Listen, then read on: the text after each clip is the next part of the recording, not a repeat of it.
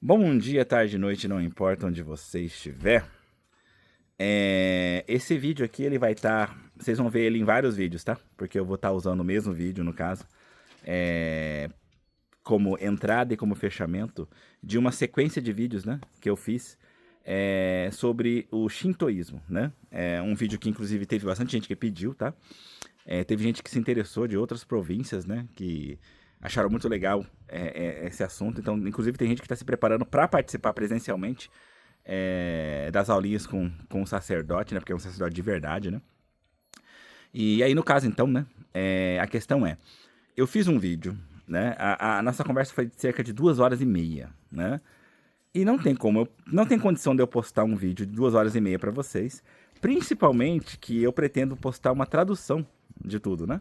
Separado, eu falando, não vou traduzir por cima, né?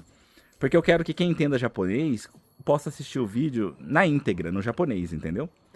E porque querendo ou não, por mais que eu traduza o conteúdo, ah, durante a conversa ali, você tem toda a forma de falar da pessoa. Isso tudo influencia na compreensão, entendeu?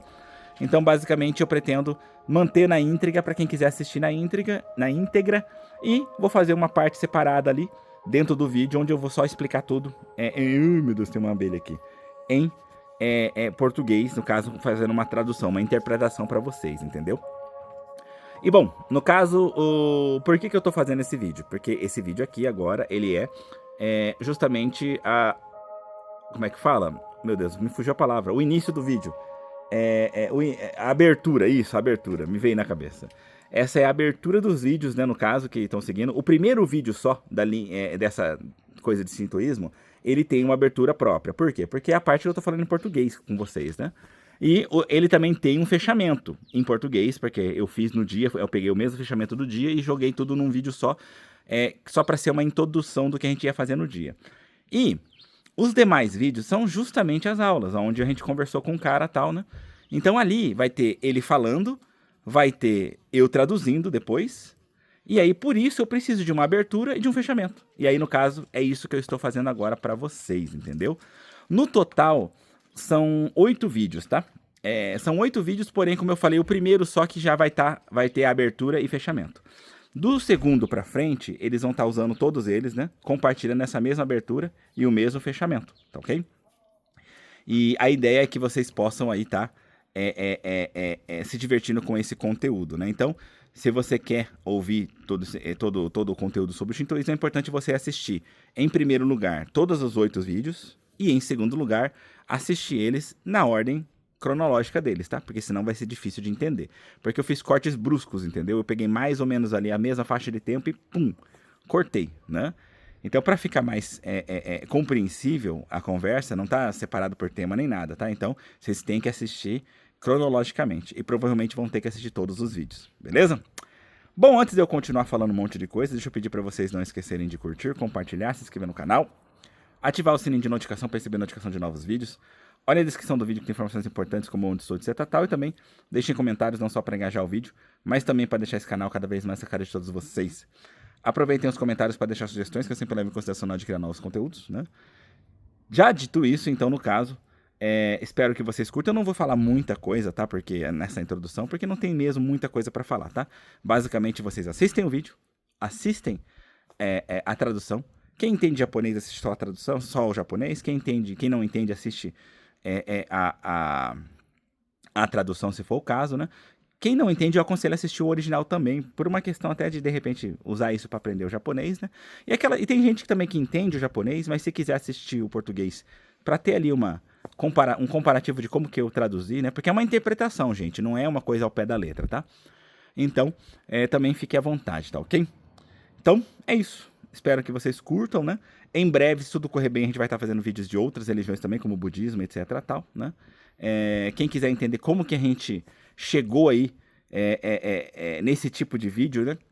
Tem um outro vídeo que antecede todos esses, né? Vocês podem procurar lá como dentro da minha lista ali de canal, aprendendo sobre shintoísmo com um sacerdote de verdade, alguma coisa assim, não lembro, né? Ou se era preparando aulas, alguma coisa desse tipo, agora eu não lembro, gente. Procurem lá na lista de vídeos, né?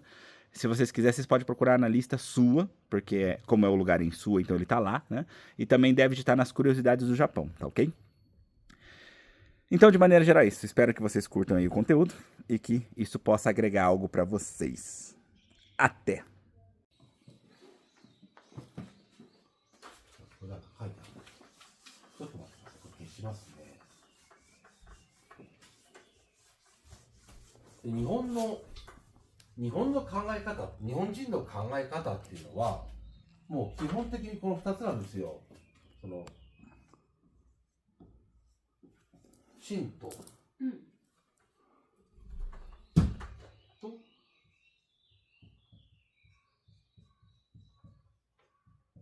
っちはこう書くんですよね。漢字で書くとこう書きます。こっちは漢字で書くとこう書きます。まあ、神道と仏教。なんか一個すいません、この段階での質問ですが、神道って道ってことですよね。そうです。ほら、よくさ、剣道とか、はい。いろいろとね、華道とか茶そう道とかね。そう。それに似た考え方ってことですかね。これが面白い。例えば、仏教のこれって、例えばね、キリスト教でしょ。ええ。教ってやつでしょ。から、例えば、イスラム教とかね、ユダヤ教もはい。教でしょ。から、イスラム教も教でしょ。はい。で、教っていうのは、要するに、漢字で書くとあれなんですけども、宗教はい。って言うんですよ。この教なんですよ。で、この教っていうのは、要するにその神様の教えをやる、まあ宗教なんですよ。とかその神道っていうの道なんですよ。だからさっき言ったように、例えば、これお茶っていう字ですからね、茶道とか、はい。これ茶道ね。まあ漢字書きませんけど、華道とか、はい。さっき言った剣道。はい。みんなこれなんですよね。みんなこれ道なんですよ。これなんですよ。だからこの考え方っていうのは、宗教ではないんですよね。日本のその神道っていうのは。宗教ではないっていう考え方してます。何かっていうと暮らしです。暮らしそのものを神道って言ってました。ただ、これね、あと、まあ、この解説しますけど、最初はね、日本これしかなかったんですよ。神道しか。だから例えば縄文時代から弥生時代、うんと昔の時にね、これ神道しかなかった。ところがそこに仏教が5世紀ぐらいに入ってくるんですよ。6世紀ぐらいに入ってくるんですよ。6世紀、つまり600年ぐらい。600年ぐらいの時。600年くらいの時、紀元後600年ね、の時に仏教が入ってくるんですよ。で、仏教が入ってきたことによって、神道っていうのも仏教に対抗して、例えばそれまで神道っていうのはね、お社、つまりこういうお社なかったんですよ。例えば何かやるたびに、場所を作って、お祭りってわかります？カーニバルやって、で、終わったら片付けちゃう。ってことやった。だから、やったことあるかな、多分ね、こういうの見たことあるんですよ。地鎮祭っての見たことあるかな。家を建てるときにさ、お祭りするやつ。はい。あれなんかもさ、家作るときにわーって場所を作って、お祭りやって、でもう撤収物は片付けちゃうんでしょ。あれだったらもともとこの神道っていうのは。もともとそれだったの。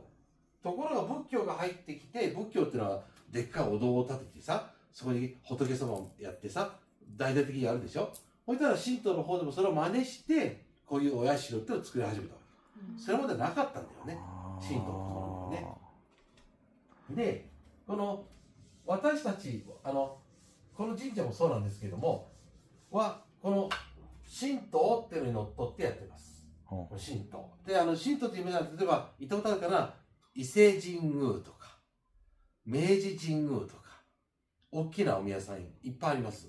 あと、これ一番近いのは諏訪大社。諏訪大社。こういうところが、この神道ってことでね、やってる、そういう宗教。まあ、宗教の一種。完全に宗教じゃないんだけどね。宗教の一種です。で、この神道の中にも実はキリスト教の要素っていうのがあるんですよ。何かっていうと、知ってる？知らない？そのね、神道ってね、神道簡単に言えば、なんていうのかな。神道っていうのは漢字で書くとこう、神社ってことですね。神社ってものが神道ということですよね。ということになります。はい、で神社ってのは諏訪で言ったら、まあ、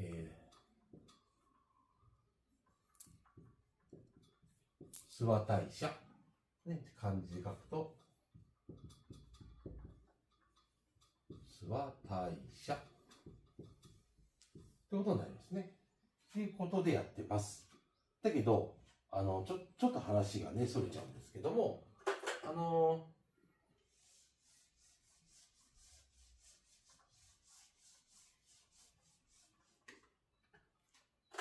カソリックってさ、もともとはさ、始まりっていうのはユダヤ教だってことはあれですよね。わかりますよね。で、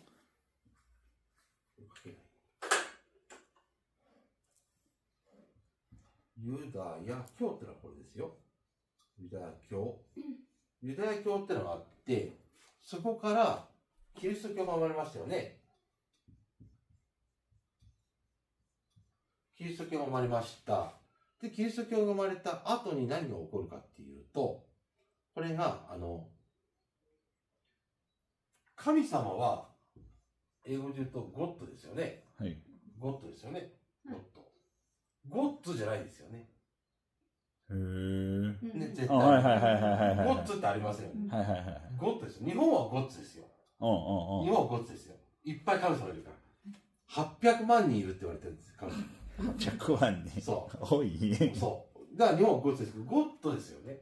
つまり、たった一人の神様、ゴッドがいる場合、じゃあ、生まれてきたキリストとゴッドとの関係性はどうなのってことが問われるわけです。問われるというか、言われるわけ。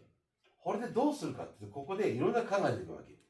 キリスト教こそが神であるっていう考え方もあるし、ゴッドが神でキリストは人間だって考え方も出てくるの。で、これが、だいたいね、紀元前300年頃。イエス・キリストが死んで300年後に、これを揉めるわけ。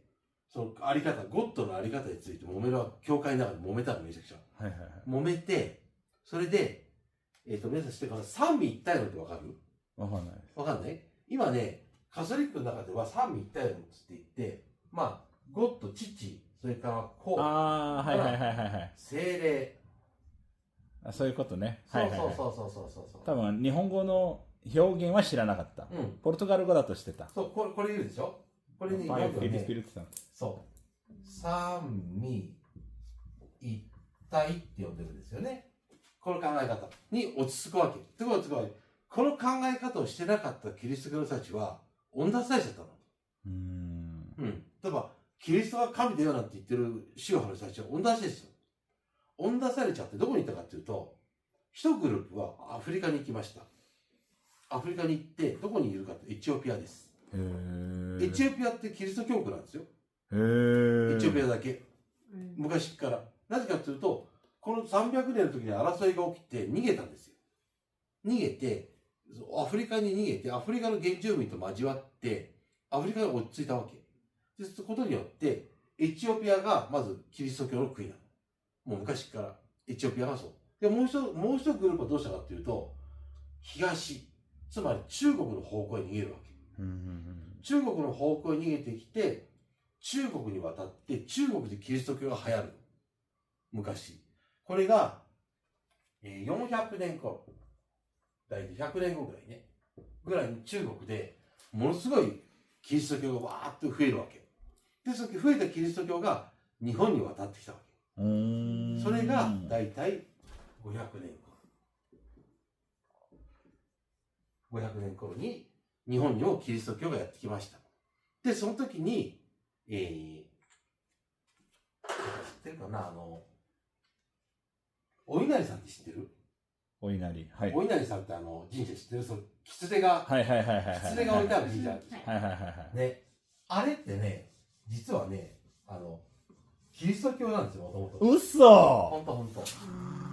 あれってもともとキリスト教でね、赤い鳥ってあるでしょ、赤い鳥がいっぱいあるやつ。京都行ったことある？ある。赤い鳥が。最近行きました。はい。赤い鳥がいっぱいあるところ、あれってもともとね、あれは実はキリスト教なんですよ。あ、そうなの？そう。で、どういうことかというと、この500年ぐらいに日本にキリスト教が渡ってきたわけ、中国から。キリスト教が渡ってきて、一番最初に、それがね、中国の新王朝って聞いたこと、新って聞いたことない？全くない。全くない？中国で新王朝って言って、始皇帝って言って、中国で一番最初の皇帝を作って一族ってのは実はキリスト教だ。実を言う。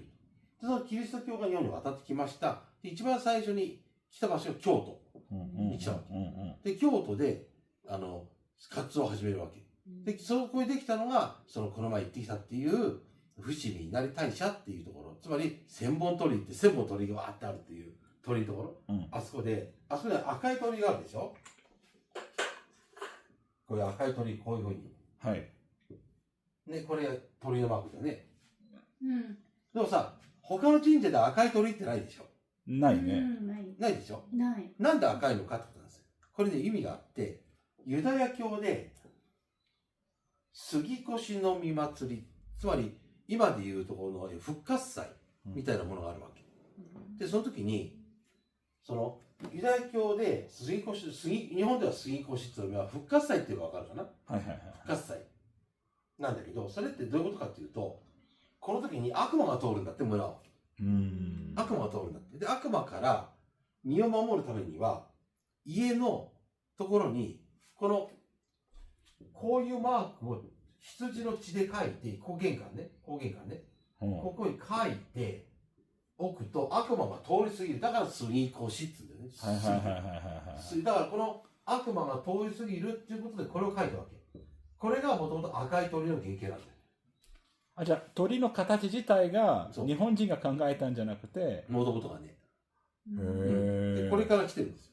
だからこれが要するに杉越の祭りで書かれた鳥居みたいなものを書いたもんで、これが要するに畑一族っていう一族がいて、その一族が中国から渡ってきた時これを持ち込んできたわけ。だから、これは赤い鳥。つまりまず、お稲荷様はキリスト教が元になっているということと、あともう一つが八幡様って聞いたことない？私は八幡、八幡、八幡。例えば八幡神社なんていっぱい、日本でもね一番多い神社の一つなんですけど、八幡神社、八幡っていうのがね、実はこれもね面白くてね、八幡ってこう書くんですけども、これで八幡神社。うちそうでしょ？うちの近くのやつそうだ。聞いたことあるでしょこれ。うちの近くのやつ。そうでしょ。八幡神社、これ八幡って読める。八幡、つまりこれは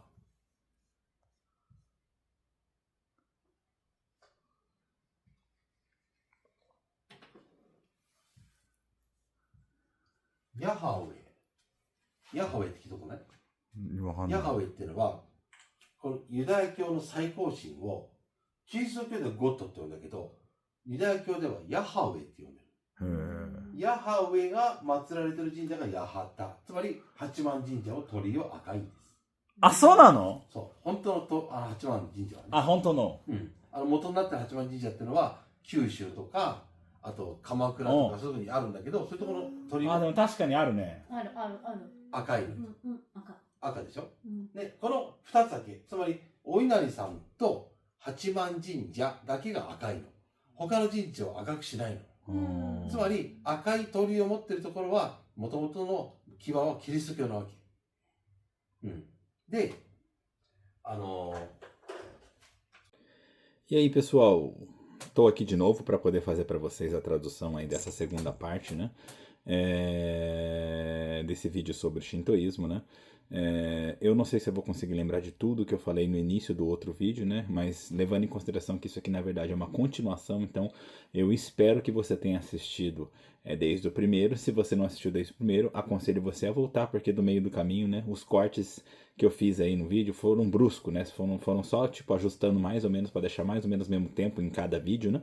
Então meio que vai ficar sem nexo se você pegar do meio do caminho. Então, se você tá caindo de paraquedas nesse vídeo agora, pega, volta pro primeiro e começa a assistir desde lá, tá bom?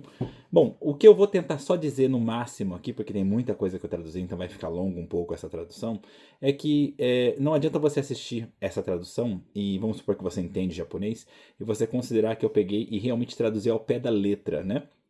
O que foi dito. Não, teve muita coisa que eu mais fiz uma interpretação. Teve coisas que eu entendi, porque eu já tinha todo um conteúdo, um contexto, né, na hora da conversa. Então, para facilitar para quem está ouvindo isso aqui sem ter base nenhuma, então eu acrescentei algumas palavras, eu acrescentei algumas coisas porque na ideia de fazer com que o contexto ajudasse quem escutasse essa tradução para poder entender melhor, tá ok? Eu tinha decidido ali no outro vídeo e agora resolvi mudar, né? No outro vídeo eu coloquei que quando o japonês, né, que tá falando, falasse, eu ia erguer a mão, e quando fosse eu, tal, né, eu ia abaixar a mão, e caso fosse outra pessoa, tipo minha esposa, tal, que falou alguma coisa engraçada e eu quero deixar colocado aqui, aí nesse caso eu avisaria que tal pessoa disse, né? Mas foi um problema que eu constatei no outro vídeo, né?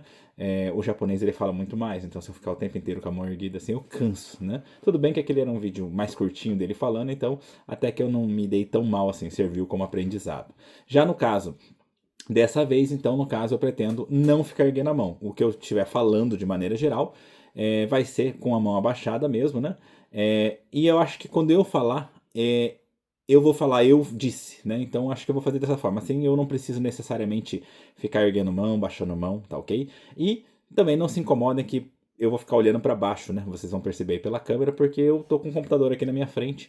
E aí, no caso, eu escrevi tudo que eu preciso falar para vocês e eu vou meio que lendo, tá ok? Então, para evitar de deixar mais comprido esse vídeo, né? Então, eu vou deixar com que as explicações elas terminem por aqui. Então, vamos começar a tradução do conteúdo. Então, já a partir daqui é o que ele começou a falar. Quando falamos do pensamento dos japoneses, que por assim dizer tem tudo a ver com a própria religião japonesa, de maneira geral são dois, né? Shintoísta e budista. Que em ideograma japonês, ou seja, kanji, se escreve assim. No caso, ele escreve ali no quadro, né? Desculpa. Esse aqui fui eu que falei, tá? Desculpa, mas eu quero perguntar uma coisa logo de cara. Quando se escreve shintoísmo, né? E aí se escreve Shinto, né? Shinto, né? Usa-se o ideograma de caminho, né? Assim como no caso dos esportes, como o Kendo, né? Que é a arte das espadas, né? E aí ele responde, sim, exatamente. Como também tem a arte do chá, que se lê como Sado, né? E aí eu digo, né? Isso. Significa que a forma de pensar sobre essa religião seria parecido? Tipo, mais uma filosofia que uma religião em si? E aí ele responde, exatamente. Isso é o que é interessante nisso. Quando escrevemos o budismo em ideogramas, né, lemos como Bukkyo. No caso, o último ideograma se lê como Kyo e significa ensinar. Você vai ver essa mesma forma de escrever em outras religiões quando escritas em japonês, como no caso do cristianismo, que se lê como Christokyo, e também tem também o judaísmo, que se lê como Yudaya-kyo. Também, aí eu digo, né? Tem também o islamismo, que se lê como Islamu-kyo, né? E ele responde, isso, o islamismo também é Islamu-kyo. Ele continua, e a própria palavra religião, quando escrita em ideograma, se lê como shukyo. Então, as religiões que têm esse ideograma na sua leitura justamente têm a premissa de conter os ensinamentos divinos, porque kyo significa ensinar. E o que se conhece por religião, propriamente dito, se baseia nessa ideia de ensinamentos divinos. Enquanto que no caso do shintoísmo, do shintoísmo, que se lê como Shinto, sendo o último ideograma o To, que pode ser lido também como Do. Esse ideograma significa caminho ou arte, né?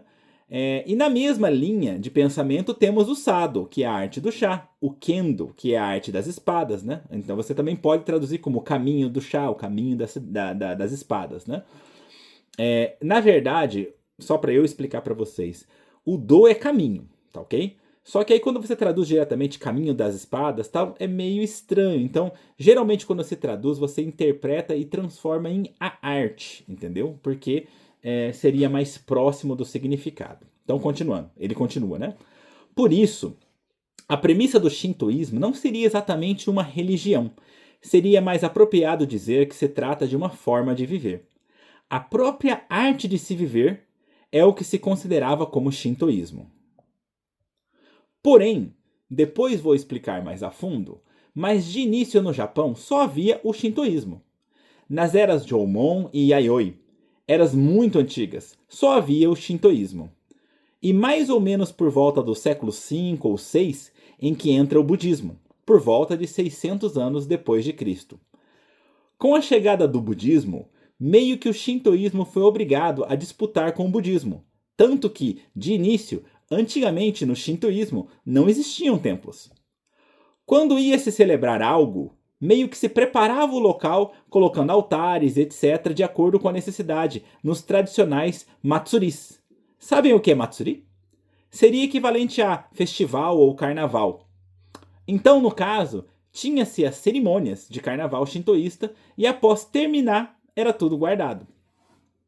Por exemplo, vocês já viram a cerimônia do Jichinsai, que seria uma cerimônia de inauguração? Por exemplo, quando se vai inaugurar uma casa nova, onde se faz essa cerimônia?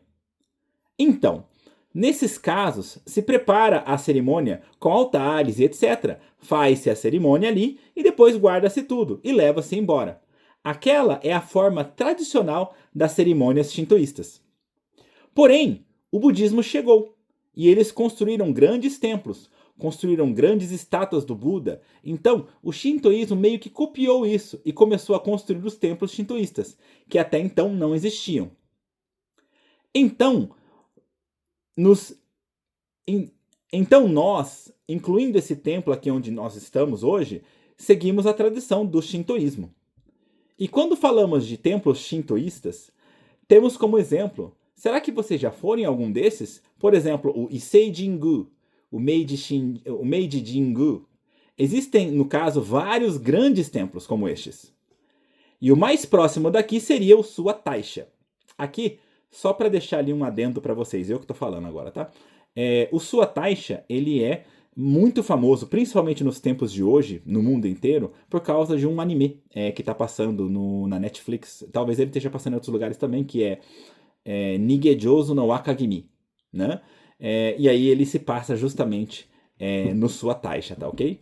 E esse Sua Taisha, eu moro na cidade de Sua, na verdade é mentira, eu moro em Okaya, mas é na região de Sua, a cidade do lado é Sua, então, no caso, seria justamente esse mesmo local, tá ok? Então, continuando, né? Ele continua. No caso, esses seriam exemplos de templos shintoístas que é, no caso, por assim dizer, um tipo de religião. Não seria propriamente dito uma religião, mas considera-se como uma religião. Só para entender, porque aqui ficou meio difícil de entender, ele está dizendo que, tecnicamente, o shintoísmo não é uma religião, mas no decorrer ele acabou se enquadrando como uma religião. Então, por isso, a gente diz que o shintoísmo é um tipo de religião, né? Querendo ou não.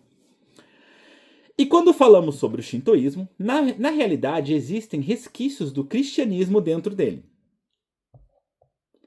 O templo shintoísta em ideograma se lê como jinja, o templo em si. No caso, o templo shintoísta é um jinja. E como eu disse, em Sua temos o Sua Taisha. Né? Não é todos os lugares que vai chamar, sei lá o que, jinja, entendeu? Jinja é a construção em si, o templo em si, tá ok? Saindo um pouco dessa conversa, vocês sabem que no início do catolicismo que o início do catolicismo tem origem no judaísmo, né? Ou seja, tinha-se o judaísmo e a partir dele nasceu o cristianismo. Por exemplo, quando nos referimos a Deus nessas religiões, dizemos Deus e não deuses. No Japão são deuses, porque são inúmeros os deuses.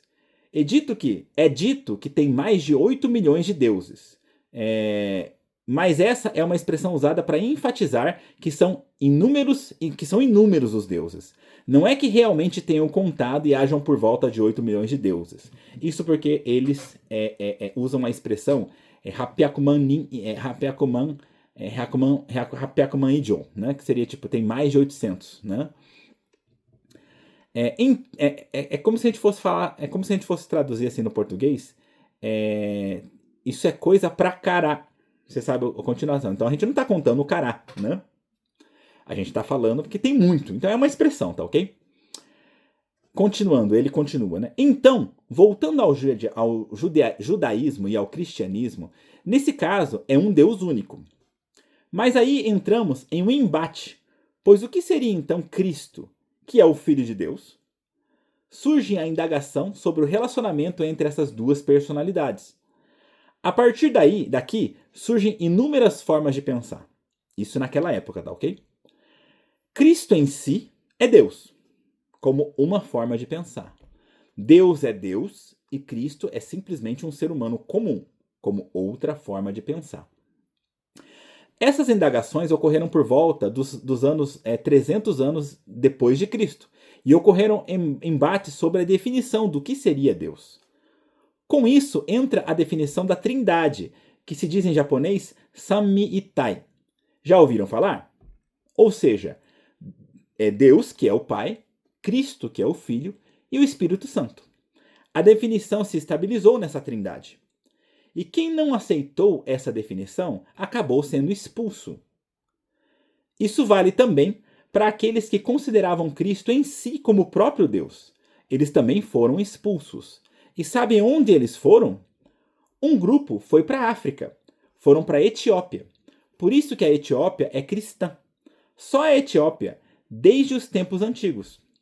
Por isso, porque justamente nessa época de 300 anos depois de Cristo, teve esse embate e eles fugiram para lá, se misturaram com os nativos da África e se estabilizaram lá. Com isso, a Etiópia se tornou cristã. E o outro grupo, onde foram? Foram para o leste, ou seja, para a China. Então, foram para a China e lá, nessa época, meio que entrou na moda o cristianismo. Isso aconteceu por volta dos 400 anos depois de Cristo, cerca de 100 anos depois. E com isso, o número de cristãos na China aumentaram exponencialmente. E através daí, o cristianismo chegou ao Japão. A chegada do cristianismo no Japão aconteceu por volta dos 500 anos depois de Cristo. Foi por volta dessa época que, será que vocês conhecem? Já ouviram falar do Inari-san? Um templo onde tem raposas? Templos que têm raposas, esses templos têm origem no cristianismo. Aí eu digo, né? Mentira! Sério? Né? E ele responde, verdade, verdade. Eles têm origem no cristianismo. Eles têm o portal vermelho, não tem? Conhecidos como Torii. Tem um que tem um monte desses portais vermelhos. Vocês já foram para Kyoto? Aí eu respondo, sei. Esses tempos atrás nós fomos nesse templo. Aí ele continua falando, sim, esse que tem um monte de portais vermelhos, ele tem origem no cristianismo. E eu respondo, sério? Aí ele continua, como assim? Vou explicar. Como eu disse, por volta dos 500 anos depois de Cristo, o cristianismo chega ao Japão através da China. Vocês ouviram falar da dinastia Qin? Ele foi o primeiro império unificado chinês, e eles eram cristãos, na verdade. No caso, eles vieram para o Japão e se situaram inicialmente em Kyoto, e começaram com suas atividades por lá. E é a partir dali que se criou esse templo que vocês disseram que foram visitar, que é o Fushimi Inari Taisha.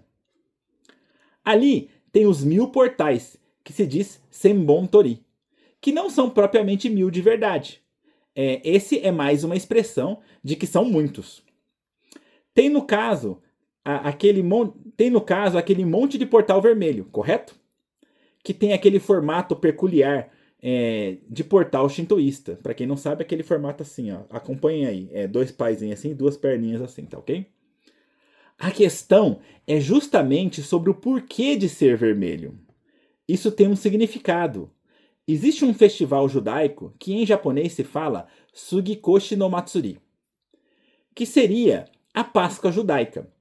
Então, Tem várias formas de se explicar isso, mas seria simples dizer que, no caso, um demônio iria passar na cidade, e para se proteger desse demônio, era necessário desenhar na porta da casa, com o sangue de um cordeiro, justamente essa mesma marca com o formato dos portais shintoístas. Com isso, esse demônio passaria reto. Por isso que em japonês se diz sugikoshi, que significa passar direto. Só uma coisa aqui que eu quero dizer para vocês, né? Até para mim traduzir muita coisa, eu tive que pesquisar. Ele falou em japonês, eu fui pesquisar o conteúdo. Por quê? Porque isso é um conteúdo que eu desconheço, na verdade. Então não tem como você traduzir uma coisa que você não entende, né? Por isso eu fui pesquisar e aí eu fui entendendo. E aí, entendendo, eu procurei pelo equivalente em português e por isso eu consegui fazer essa tradução para vocês. E nas explicações que eu vi em português, quando falam sobre a Páscoa judaica, eles explicam sobre que tinha o rei lá que queria matar o filho primogênito de cada família, tal. Então, assim, ali a explicação é dessa forma, né? Aqui ele explicou como sendo um demônio. Talvez por ser, como é que se diz assim? Por ser uma outra religião, então a forma que ele chegou a essa conclusão é aquela coisa do telefone sem fio. Provavelmente chegou dessa forma, ou talvez ele tentou me explicar de uma forma mais simplificada. Não sei dizer. Mas eu sei que existe essa diferença ali de conteúdo, tá? Mas como ele falou dessa forma, o demônio vai passar, tal, não sei o quê, eu traduzi dessa mesma forma, tá? Mas eu nas pesquisas que eu fiz, saiu essa outra história, tá ok? Então, continuando, ele continua. Essa é a origem dos portais vermelhos. Então, o formato desses portais Torii em si não foram criados... isso aí, desculpa. Fui eu que falei agora, né? Então o formato desses portais Torii em si não foram criados pelos japoneses? E aí ele responde, sim, originalmente não. Ele se origina daqui, ou seja, dessa história, né? Ele continua. No caso, o clã Hata da China veio para o Japão e trouxeram isso. Por isso que os templos da raposa Oinari-san têm origem no cristianismo. Ou outro seria, já ouviram falar do deus Hachiman-sama? No Japão, um dos templos com mais templos no Japão é justamente o que se chama Hachiman Jinja. Hachiman se escreve em ideograma assim, então ele começa a escrever na lousa, tá? E aí, eu vendo ele escrever, eu digo, o perto de casa é justamente esse. E aí ele continua, ele fala, né? Vocês conhecem, né? Esse Hachiman também é bem interessante. Quando se lê os ideogramas, por sua outra forma de leitura, se lê como Yahata. Só para vocês que não entendem muito japonês, os kanjis, ou seja, os ideogramas, eles têm várias formas de leitura. Ele tem a leitura quando você coloca dois kanjis juntos, né? E ele tem a leitura dos kanjis separados, quando você vai ler só ele, né? Que eles chamam de, se não me engano, kunyomi aí esqueci a outra forma de falar, né? Porque eu não sou bom de gramática, entendeu? Eu entendo o japonês em si. Mas então ele tem essas formas diferentes de falar. Então é isso que ele está falando. De maneira geral, você lê como Hachiman, né? Mas se você a outra forma de leitura, você leria como Yahata.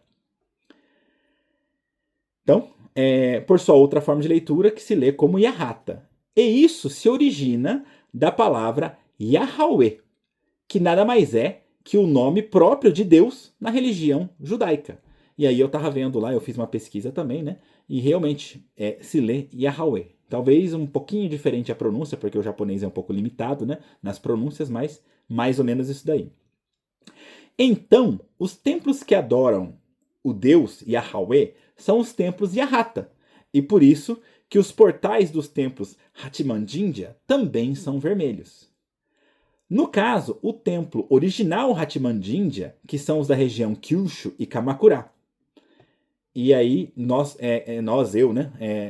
exclamamos lá, é mesmo, realmente tem portais vermelhos lá. E ele continua, são vermelhos, né? Então, no caso, só essas duas redes de templos são vermelhos, os da raposa Oinari-san e o Hachiman Jinja, que tem os portais vermelhos. Os demais templos não pintam seus portais de vermelho. Dessa forma, os templos que têm portais vermelhos têm origem no cristianismo.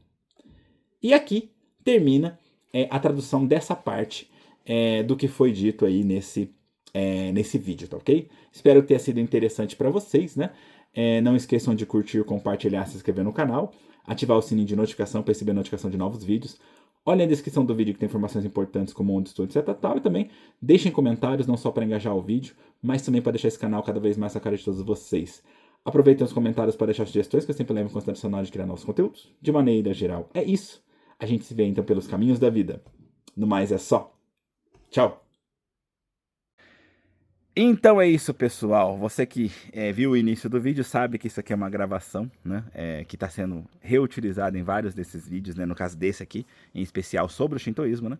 Porque eu fiz a entrada e esse fechamento, no caso, separadamente, porque, obviamente, como eu cortei o vídeo, como vocês perceberam, então ele não tinha uma entrada e um fechamento para cada momento, né? Então, no caso, por isso, eu estou aqui fazendo e acrescentando esse fechamento para vocês, tá ok? Espero que tenha sido interessante para vocês até aqui, né? Não esqueçam de acompanhar os próximos vídeos, tá? Inclusive eu tento, tá? À medida do possível, no finalzinho do vídeo, aparece em algum canto aqui da tela, como sugestão de próximo vídeo, o próximo vídeo desse que você está assistindo. E quando você estiver assistindo o último vídeo, vai ter a sugestão do primeiro vídeo relacionado a essa série, tá ok? Então, se vocês quiserem, vocês acompanham por ali, ou também vai estar ali o que seria a pasta da lista de vídeos, né? Que também esse vídeo está. Essa coleção de vídeos está. Então você pode, de repente, a partir dali também escolher qual parte você está querendo assistir em seguida, tá ok? De maneira geral é isso.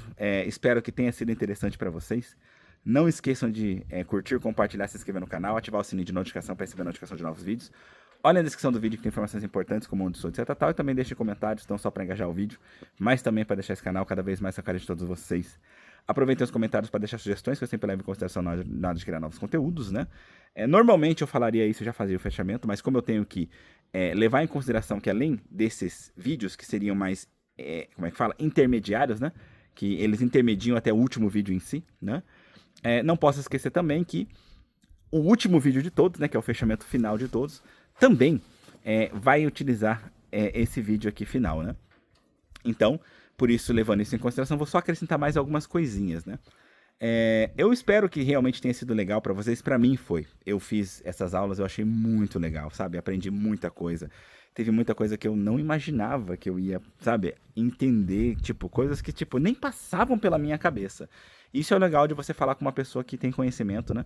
E principalmente na questão de que é um cara que ele é um sacerdote de verdade, como eu já falei. Ele não é qualquer um, ele é um cara que realmente trabalha com isso. E também é um cara que, se você acompanha toda a explicação, não vou dar muito spoiler, né?